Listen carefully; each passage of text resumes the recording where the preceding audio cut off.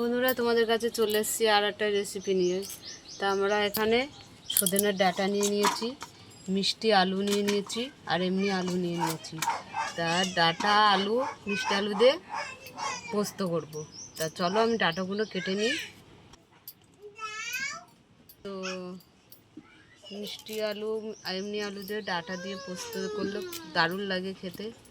তো আমাদের বাড়ির থেকে বলছে কি ডাঁটা পোস্ত করতে, তা আজকে ডাঁটা পোস্ত বানাবো। তো আমাদের আলু ডাঁটাগুলো সব কাটা হয়ে গেছে।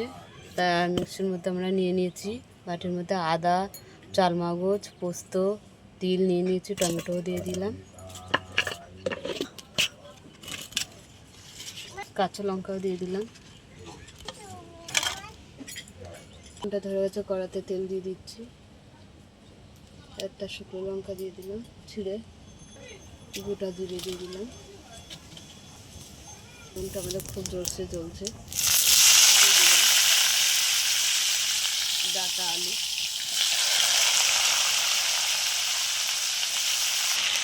স্বাদ মতো নুন দিয়ে দিলাম, হালকা হলুদ দিলাম, ভালো করে নেড়ে নেব।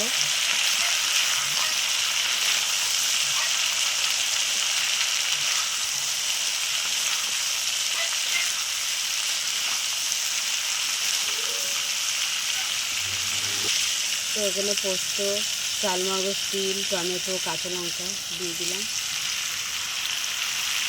হ্যাঁ আদাও দিয়েছি।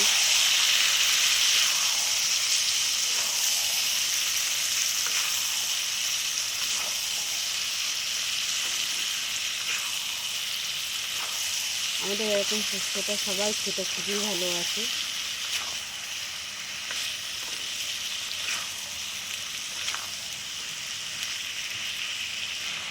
তো আমরা এবারে জল দিয়ে দেবো। কষিয়ে নিয়েছি ভালো করে, জল দিয়ে দিলাম।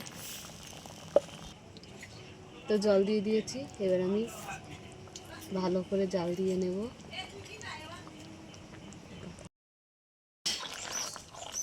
তো আমাদের ডাঁটা পোস্ত হয়ে গেছে, আমরা নামিয়ে নিচ্ছি। একটু কাই রেখেছি, পুরো শুকনো শুকনো নামাবো না।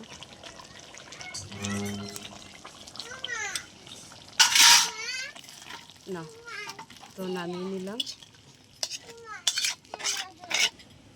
তো আলু দিয়ে, মিষ্টি আলু দিয়ে, সজনের ডাঁটা দিয়ে আমাদের পোস্ত ডাঁটা। তা তোমাদের কেমন লাগলো বলো, ভালো লাগলে লাইক করে দেবে, শেয়ার করে দেবে, কমেন্ট করে দেবে, ফেসবুকে ফলো করে দেবে, ইউটিউবে সাবস্ক্রাইব করে বন্ধুদের পাশে থাকবে। টাটা, টাটা দাও, টাটা দাও। সময় ঘুম এসছে, টাটা দেবে না।